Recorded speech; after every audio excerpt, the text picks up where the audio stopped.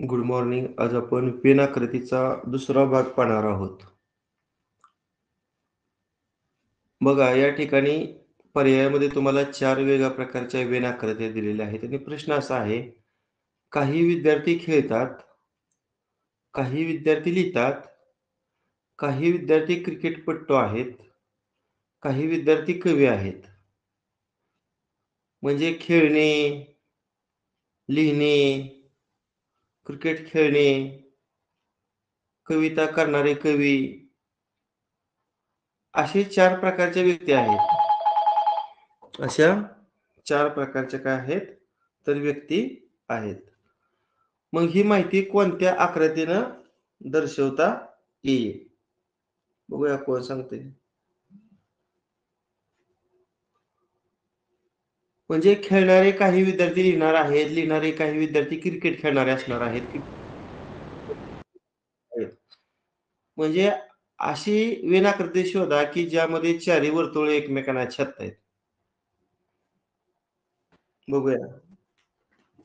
कोणता पर्याय येऊ शकतो?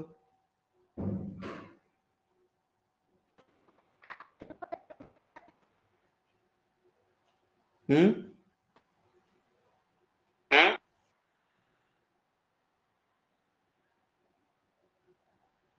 2. 2.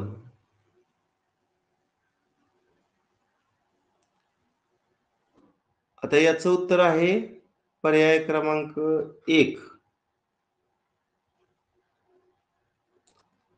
प्रश्न दुसरा, काही विद्यार्थी खेळाडू आहेत, काही विद्यार्थी लेखक आहेत, काही विद्यार्थी चित्रकार आहेत. म्हणजे 3 वर्तुळ येणार त्या वेनाकृतीमध्ये. खालील आकृत्यापैकी कोणती आकृती वरील माहिती दर्शवते? तर पर्याय क्रमांक 3. बरोबर. पर्याय क्रमांक 3. नेक्स्ट, एका बागेत विविध फुलांची झाडे आहेत. काही फुले पांढऱ्या रंगाची आहेत, काही फुले लाल आहेत, पांढऱ्या फुलापैकी काही सुगंधी आहेत. तर लाल रंगाची काही फुले सुगंधी आहेत. ही माहिती पुढीलपैकी कोणत्या वेनाकृतीने दाखवता येईल?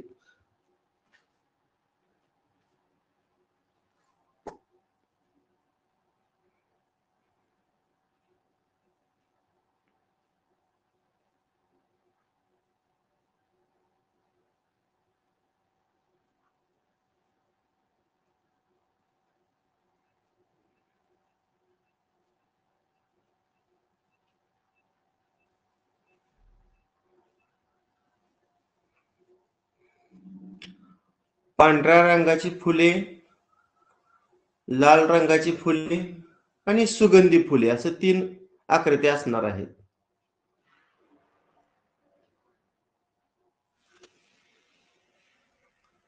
आता पांढऱ्या रंगाची फुले आणि लाल रंगाची फुले ह्या आकृत्या वेगळ्या असणार आहेत. आणि सुगंधी फुले ही दोन्ही रंगाची आहेत. त्यामुळं सुगंधीचा जो आकृती आहे ती दोघांमध्ये मिक्स असणार आहे. समजा आपण हे जे चौकोन आहे ते पांढऱ्या रंगाच्या फुलाला धरलं. हे जे वर्तुळ आहे ते लाल रंगाच्या फुलाला धरलं आणि सुगंधीसाठी हा मधला त्रिकोण धरला बघा. लाल रंगाची काही फुलं सुगंधी आहेत, पांढऱ्या रंगाची काही फुलं सुगंधी आहेत. कुठला पर्याय येतोय मग? पर्याय क्रमांक 4 येतोय बघा. नेक्स्ट, खालील प्रत्येक प्रश्नात 3 शब्दांचे संच दिले आहेत. त्या शब्दातील संबंध खाली दिलेल्या वेनाकृत्यापैकी एका आकृतीने विशद करता येतो. ती वेनाकृती ओळखा. आता प्रश्न 4. पुरुष, स्त्रिया, डॉक्टर. वरती कुठली ई का डी का बी का सी येते पहा. ई.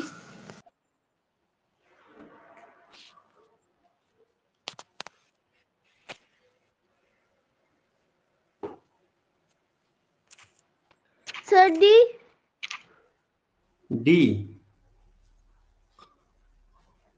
आता डी जर धरलं तर पुरुष स्त्रिया, काही पुरुष स्त्रिया असू शकतात असं होणार ना? असू शकतात का पुरुष स्त्रिया? सर बी. बी बरोबर.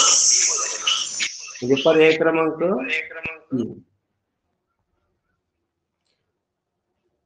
हे जे मधलं वर्तुळ आहे ते डॉक्टरसाठी घेतलं. काही पुरुष डॉक्टर असू शकतात, काही स्त्रिया पण डॉक्टर असू शकतात. नेक्स्ट 5वा प्रश्न.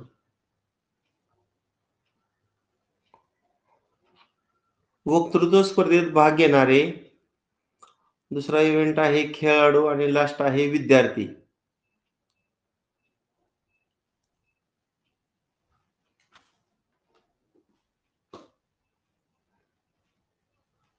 सी. Sir C.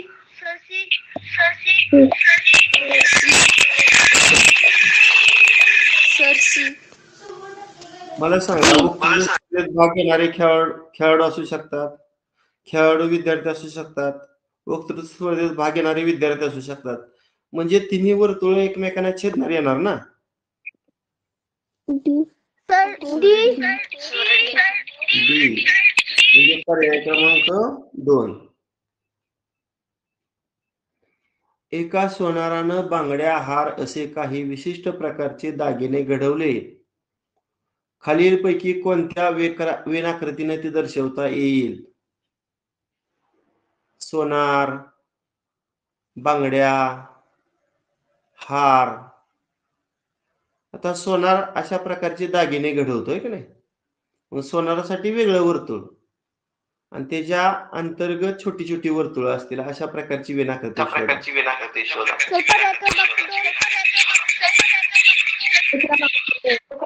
बरोबर. पर्याय क्रमांक 2. प्रश्न 7 ते 10 म्हणजे या वेणाकृतीवर आधारित 4 प्रश्न आहेत. 7, 8, 9, 10. खालील समूह वरीलपैकी कोणत्या वेणाकृतीचं प्रतिनिधित्व करू शकतो? आता 7वा प्रश्न. स्त्रिया, बहिणी, माता.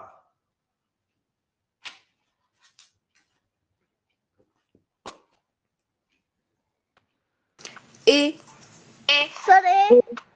अगदी बरोबर. हे म्हणजे पर्याय क्रमांक 4. कोण आपल्यापैकी याचं स्पष्टीकरण मला देऊ शकतं रे? बघूया. ए बरोबर आहे. स्पष्टीकरण कोण देऊ शकतं? एक जणांनी स्पष्टीकरण द्यायचं. सर स्वरांजली सांगू. सांग स्वरांजली. बाकीच्यांना बोलू नका आता. स्वरांजली खाबाले सांगते. सांग. हा सर, बहिणी आणि माता ह्या सगळ्या स्त्रिया आहेत म्हणून मोठा गोल, आणि त्यातल्या काही बहिणी आहेत आणि काही माता आहेत म्हणून आतले 2 छोटे गोल. म्हणजे हे जे मोठं वर्तुळ आहे ते कोणासाठी? स्त्रिया. स्त्रियांसाठी. आणि बहिणीसाठी हे वर्तुळ घेतलं आणि मातासाठी हे वर्तुळ घेतलं. ठीक आहे, बरोबर आहे. चला प्रश्न 8वा. सीईटी परीक्षेला बसणारे विद्यार्थी, नीट परीक्षेला बसणारे विद्यार्थी आणि एनटीएस परीक्षेला बसणारे विद्यार्थी. 3 प्रकारचं विद्यार्थी आहेत. पर्याय क्रमांक सी. Sir C.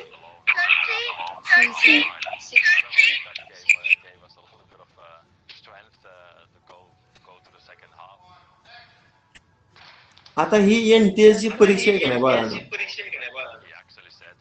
ती 10वी साठी होती, आता बंद झाली. आणि सीईटी आणि नीट ज्या परीक्षा आहेत त्या 12वी सायन्स नंतर डॉक्टर आणि इंजिनियर होण्यासाठी दिल्या जातात. आता सीईटी परीक्षेला बसणारे विद्यार्थी नीट परीक्षेला सुद्धा बसतात. सीईटी परीक्षेला बसणारे विद्यार्थी नीट परीक्षेला बसतात. एनटीएस वेगळी परीक्षा आली म्हणून ई येणार. पर्याय क्रमांक 2.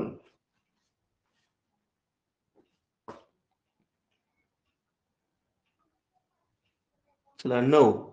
दिल्ली, मुंबई, कोणार्क ही सिटी जी आहे ती भारताबाहेरील आहे, दुसऱ्या देशातील सिटी आहे.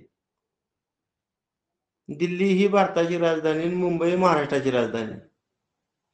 म्हणजे ही तिन्ही शहरं पूर्णपणे मला तर वेगळीच वाटतात.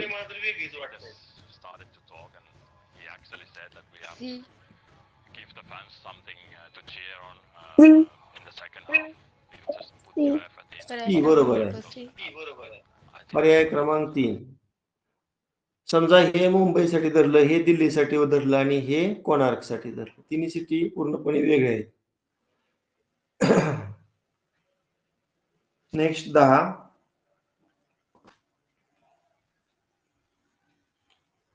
भारत, दिल्ली आणि अमेरिका. अमेरिका वेगळं आलं पहा. आणि भारतामधीलच एक शहर पर्याय क्रमांक 1. बरोबर. पर्याय क्रमांक बी. म्हणजे हे मोठं जे वर्तुळ आहे भारतासाठी धरलं, त्यातलं छोटं वर्तुळ दिल्ली. कारण भारतातील दिल्ली हे एक शहर आहे आणि अमेरिका पूर्ण देश वेगळा आहे. त्यामुळे ते वेगळं जे आहे ते अमेरिकेसाठी वर्तुळ धरलं. 11 व 12 साठी सूचना. खालील घटक कोणत्या वेन आकृतीने दाखवता येतील? प्रश्न 11. विद्यार्थी, स्त्रिया, खेळाडू.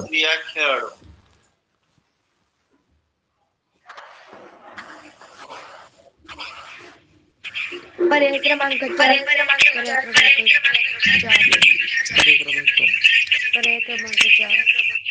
कोण याचं स्पष्टीकरण देईल? उत्तर बरोबर आहे. वर्षा बिडवे. हा, वर्षा बिडवे सांग स्पष्टीकरण याचं. बाकीच्यांना माईक बंद ठेवा. काही विद्यार्थी खेळाडू पण असतात, स्त्रिया पण खेळाडू, आणि काही खेळाडू हे स्त्रिया पण असू शकतात आणि स्त्रिया काही खेळाडू बी असू शकतात. विद्यार्थी स्त्रिया असू शकतात, काही खेळाडू असू शकतात. बरोबर आहे. नेक्स्ट प्रश्न 12. पुरुष, वकील, वाचक. पर्याय क्रमांक 4. हा, याचं कोण सांगेल स्पष्टीकरण?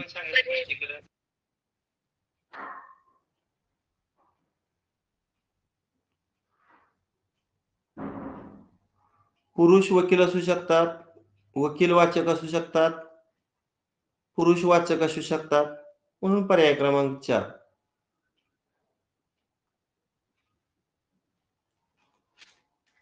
प्रश्न क्रमांक 13. खालील घटक कोणत्या वेन आकृतीने दाखवता येतील?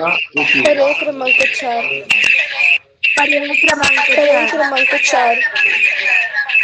हा. कोण explain करेल?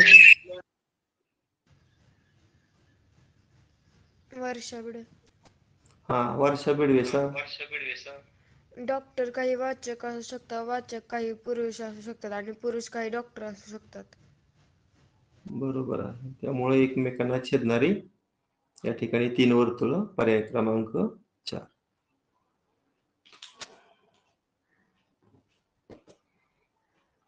खालील घटक कोणत्या वेन आकृतीने दाखवता येतील?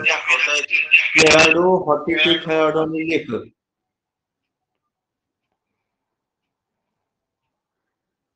पर्याय क्रमांक 4. पर्याय क्रमांक 4.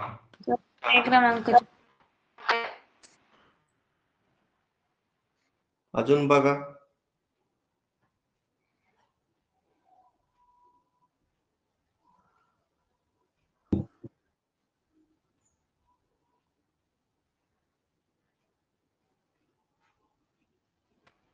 पर्याय क्रमांक 3 उत्तर आहे.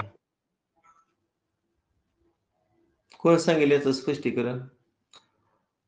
काय तिसऱ्या आणि चौथ्या वेन आकृतीत काय फरक आहे?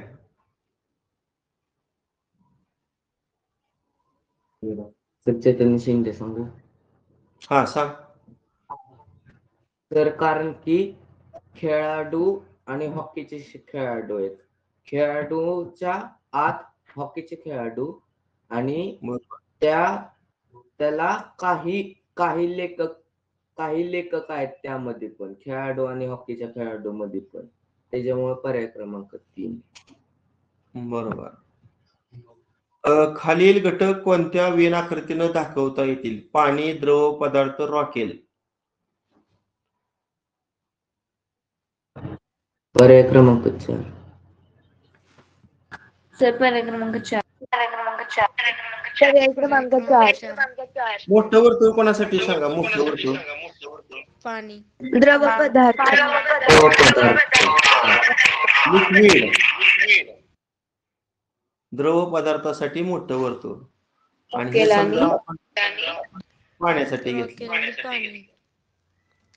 आणि हे रॉकेल आणि पाणी वेगळं असते का, त्यामुळे हे आपले वर्तुळ आले. पाणी पण द्रव पदार्थ आहे आणि रॉकेल सुद्धा द्रव पदार्थ आहे. अशा पद्धतीने आपण वेन आकृतीचा आज दुसरा भाग संपवलेला आहे. ठीक आहे, बस करूया. Okay, bye.